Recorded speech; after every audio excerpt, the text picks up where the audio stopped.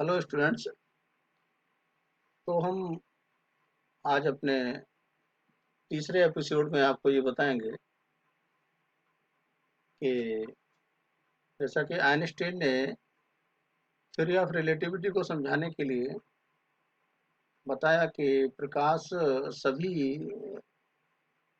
निर्देश तंत्रों में एक समान व्यवहार करता है। माने प्रकाश की लाइट की वेलोसिटी एक समान रहती है। तो उसको समझने के लिए आज हम रेफरेंस सिस्टम समझेंगे। निर्देश तंत्र क्या है? निर्देश तंत्र, अगर हम किसी भी चीज को डिफाइन करते हैं तो हमें किसी दूसरे का रेफरेंस देके ही उसको डेफिनेशन मेंटेन करना होता है। अगर आप जैसे पूछें कि कपिल का घर कहाँ है, तो आप बताएंगे कि सर अमित के घर के थोड़ा सा आगे है या अमित के घर के पीछे है। माने आपने अमित के घर का रेफरेंस दिया। तो इस रेफरेंस सिस्टम को कंसीडर करके ही हमने न्यूटन्स लॉज ऑफ मोशन के आधार पर रेफरेंस सिस्टम को समझा है।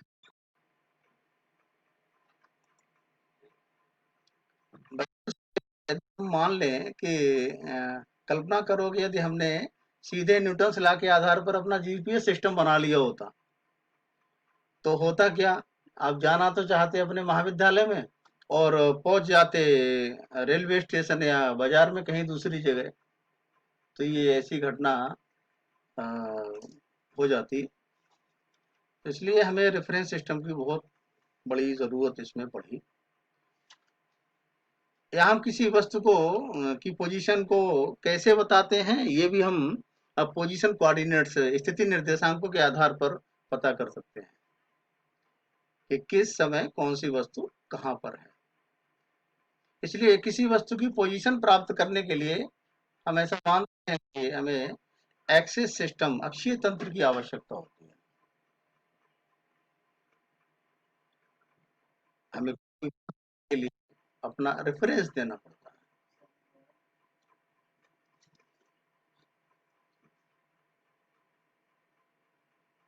जैसे अगर कोई ये कोऑर्डिनेट सिस्टम है x y and this is z, तो आप देख रहे हैं कि ये थर्ड कोऑर्डिनेट सिस्टम है। तो इसको हमें डिफाइन करने के लिए स्केल ऑफ लेंथ की जरूरत पड़ेगी, क्योंकि डिस्टेंस इन ईच डायरेक्शन हमें डिफाइन करना है। तो हमें एक्स वाई जेड की इस तरीके से कोऑर्डिनेट सिस्टम में कोऑर्डिनेट मेंटेन करने की आवश्यकता होगी। तब हम किसी पोजीशन ऑफ बॉडी को डिफाइन कर सकते हैं। ये हमारा फ्रेम ऑफ रेफरेंस कहलाता है।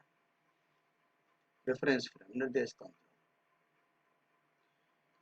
यदि x y z position time के साथ नहीं बदल रहा है तो वस्तु ब्रह्मावस्था में होती है, ये हम ऐसा मानते हैं। कि न्यूटन का प्रथम नियम क्या कहता है कि कोई वस्तु ब्रह्मावस्था में है तो वो ब्रह्मावस्था में ही रहेगी। यदि गतिमान अवस्था में है तो गतिमान अवस्था में ही रहेगी, जब तक कि उस पर कोई बाह्य बल न लगाया जाए। According to this law, the body will be in at rest until and unless any external force will act it. यदि एक्स वाई जेड में से एक भी पोजीशन कोऑर्डिनेट समय के साथ बदलने लग जाए तो वस्तु मोशन में होती है, हम ये मानते हैं। यानी टाइम टू टाइम आप अपनी पोजीशन चेंज कर रहे हैं तो वो मोशन की डेफिनेशन कहलाती है।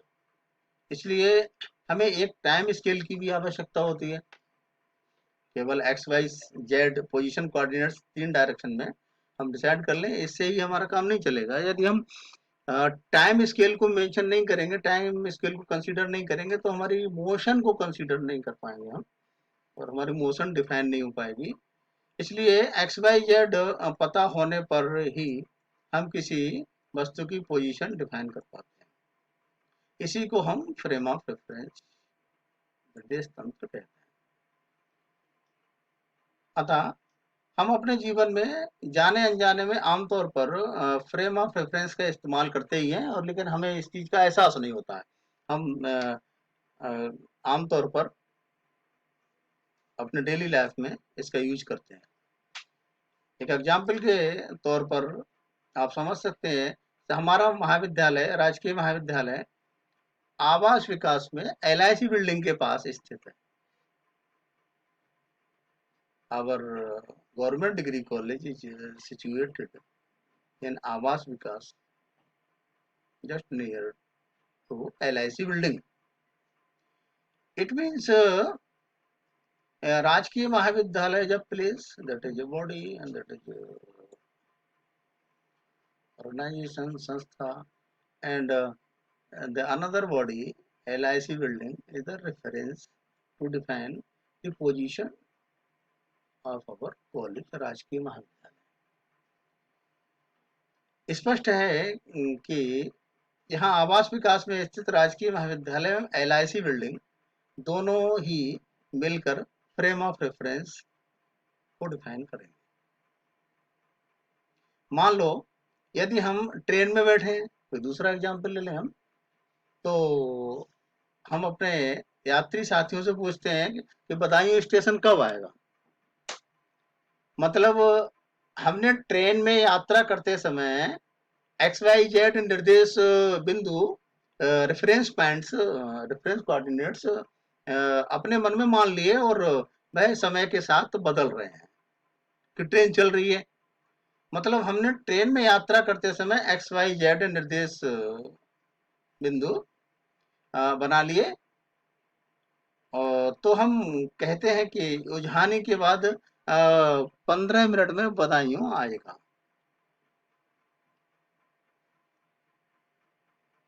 तो एक ये ऐसी बात है कि उजाने के बाद 15 मिनट में बदायूं आएगा,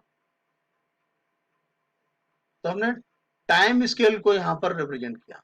टाइम स्केल को हम यूज कर रहे हैं कोऑर्डिनेट सिस्टम में, रेफरेंस सिस्टम को डिफाइन करने के लिए। तो प्लेटफॉर्म पर खड़े होते हैं तो हम पूछते हैं कि ट्रेन आ गई क्या, ट्रेन चली गई क्या।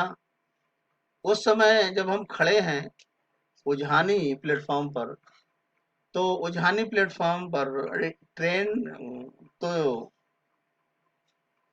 चल रही होती है और प्लेटफॉर्म नहीं चलता, उजानी नहीं चलता।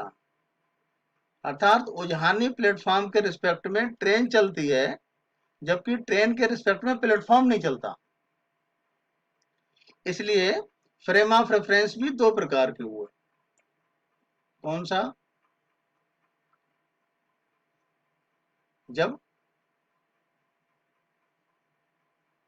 न्यूटन लॉ फॉलो हो रहा है, जड़त्वीय निर्देश तंत्र, इनर्शियल फ्रेम ऑफ रेफरेंस, और जब न्यूटन लॉ फॉलो नहीं हो रहा है, अजड़त्वीय निर्देश तंत्र, non inertial frame of reference. इनके दोनों रेफरेंस फ्रेम्स के लिए न्यूटन फर्स्ट लॉ उनके सेंटर में होता है। इसको सेंटर में, इसको केंद्र में मान के इन दोनों रेफरेंस सिस्टम्स की डेफिनेशन को डिसाइड किया जाता है। सपोज अगर हम मान लेते हैं कि two frame of reference non inertial and this is inertial frame. For inertial frame, if external force is zero working on the body, अगर किसी भी चीज पर बाह्य बल कार्य नहीं कर रहा है, वो जीरो है, माने कोई वस्तु रखी है और अगर वो चल रही है तो चल ही रही है, और वो स्थिर है तो स्थिर ही है, उस पर कोई बल कार्य नहीं कर रहा है। इट मीन्स एक्सीलरेशन भी हमारा जीरो होगा। Rate of change of linear momentum is called a force. तो हमारा जो वेलोसिटी है, अगर वेलोसिटी हमारी जीरो है, फोर्स जीरो मानी वेलोसिटी जीरो, तो rate of change of velocity is called the acceleration. तो एक्सेलरेशन भी जीरो होगा हमारा यहाँ पर। तो इसलिए एक जैसे टेबल पर कोई वस्तु रखी है तो रखी रहेगी, और चल रही है तो चलती रहेगी जब तक कि कोई एक्सटर्नल फोर्स काम नहीं करेगा। और जब खिलाड़ी गेंद फेंक कर खेल रहे होते हैं, तो आती हुई गेंद को पकड़ने के लिए उस पर बल लगाकर उसके वेग को कम करना होता है। मतलब हाथ से हम उस पर बल लगाते हैं, और बल्ले से हम बल लगाते हैं, तो गेंद की दिशा बदलते हैं। धरती बल लगाती है तो वेलोसिटी में चेंज होता है, और तो वेलोसिटी के लिए बल का भी होना आवश्यक है। वेलोसिटी चेंज जब होगा, इट मीन्स उस पर फोर्स ने कार्य किया होगा, फोर्स उस पर लगा होगा। बिना बल लगाए वेलोसिटी में परिवर्तन संभव नहीं है। It is not possible to change the velocity without the force. अर्थात Newton's first law of motion holds good, मानी इनर्शियल फ्रेम ऑफ रेफरेंसेस में न्यूटन्स के फर्स्ट लॉ अच्छी तरीके से एप्लीकेबल होते हैं। तो ऐसे निर्देश तंत्र को हम फ्रेम ऑफ रेफरेंस को जड़त्वीय तंत्र बोलते हैं।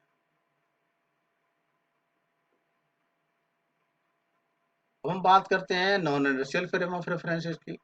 तो जब non inertial frame of references में हम देख रहे हैं कि मान लेते हैं जब ट्रेन में बैठे सो रहे हैं, और ट्रेन में ब्रेक लगने पर हम पर अचानक से कोई बल लग जाता है। ट्रेन में ब्रेक लगा और हम आगे की तरफ झुक जाते हैं। हम पर तो किसी ने बल नहीं लगाया, हमें किसी ने धक्का नहीं दिया, फिर भी हम आगे की तरफ झुक गए, और कई बार गिर भी जाते हैं, इतना ज्यादा फोर्स लग जा रहा है। तो ऐसी कंडीशन में हम देखते हैं कि बाकी साथी भी बैठे हुए हैं, और उनको भी कोई बल लग रहा है। हम देख रहे हैं, पूछते हैं, किसी ने कोई धक्का तो नहीं मारा? नहीं, किसी ने कोई धक्का नहीं मारा है, फिर भी हमारे ऊपर बल लगा।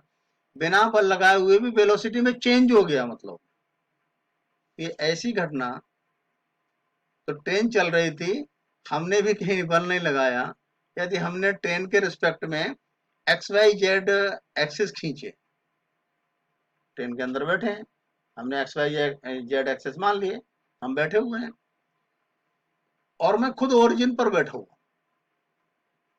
तो हम रेस्ट से मोशन में बिना किसी एक्सटर्नल फोर्स लगाए हुए ही आ गए। एक बड़ा सवाल खड़ा होता है, अर्थात यहाँ Newton's first law of motion follow नहीं हो रहा है।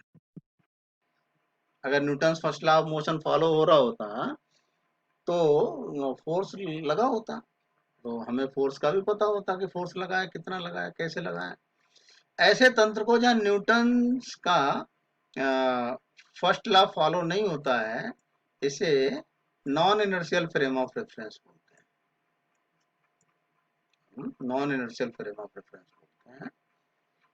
Non inertial frame of references में जहाँ न्यूटन्स का गति विषयक प्रथम नियम लागू नहीं होता है, एप्लीकेबल नहीं होता है, और हम वहां जबरन फर्स्ट लॉ